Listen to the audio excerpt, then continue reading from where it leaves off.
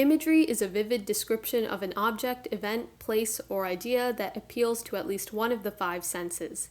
Here are some potential effects of imagery on the audience.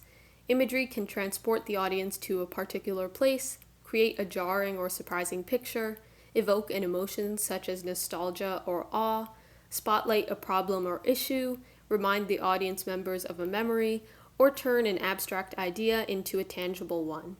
Here's an example of imagery. This is an excerpt from the Archbishop Desmond Tutu's Nobel lecture in 1984.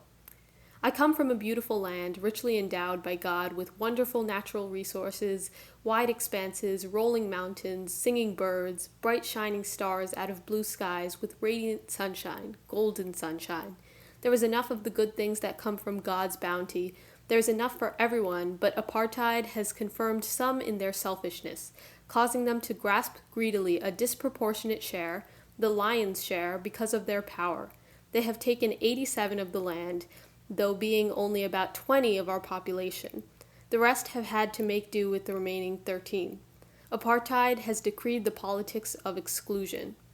The speaker first depicts an image of the natural landscape of South Africa, then explains the grim reality of land ownership.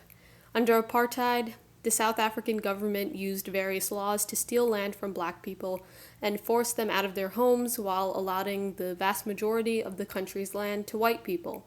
By describing this image of a bountiful landscape, the speaker is explaining that those in power hoarded these natural resources and land for themselves. The speaker also contrasts the image of the beautiful natural world with the ugly reality of white supremacist leaders and discriminatory policies. If you like this video, please like, subscribe, and tap the bell to receive notifications whenever I make a new video. Make sure to check out my AP English Language and Composition playlist for more step-by-step tutorials and other videos.